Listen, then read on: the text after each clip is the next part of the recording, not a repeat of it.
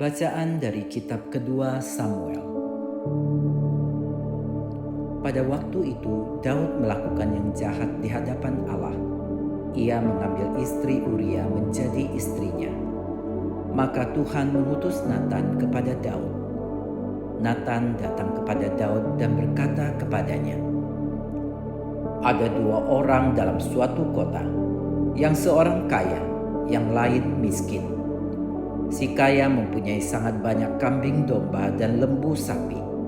Si miskin tidak mempunyai apa-apa selain dari seekor anak domba betina yang kecil yang dibeli dan dipeliharanya.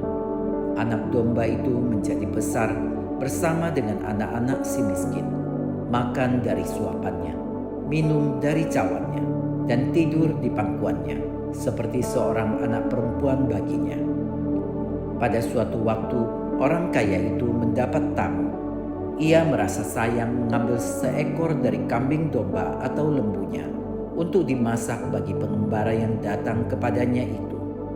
Maka ia mengambil anak domba betina kepunyaan semiskin itu dan memasaknya bagi orang yang datang kepadanya itu. Lalu Daud menjadi sangat marah karena orang itu, dan ia berkata kepada Natan, "Demi Tuhan yang hidup, orang yang melakukan itu harus dihukum mati. Anak domba betina itu harus dibayar gantinya 4 kali lipat, karena orang yang melakukan hal itu tidak kenal belas kasihan."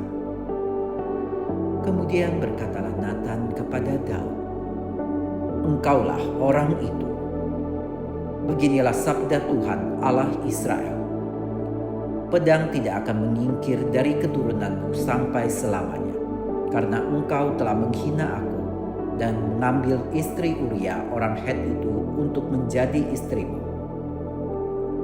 Beginilah sabda Tuhan, malapetaka yang datang dari kaum keluargamu sendiri akan kutimpakan ke atasmu.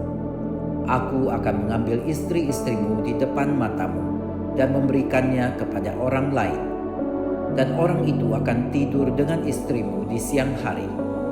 Engkau telah melakukannya secara tersembunyi, tetapi aku akan melakukan hal itu di depan seluruh Israel secara terang-terangan."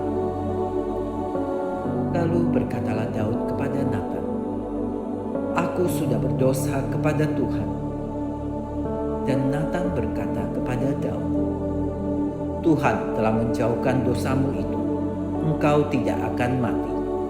Walaupun demikian, pastilah anak yang lahir bagimu itu akan mati, karena dengan perbuatan itu engkau sangat menista Tuhan."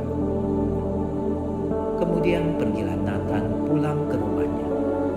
Tuhan mencelakakan anak yang dilahirkan bekas istri Uria bagi Daud sehingga sakit.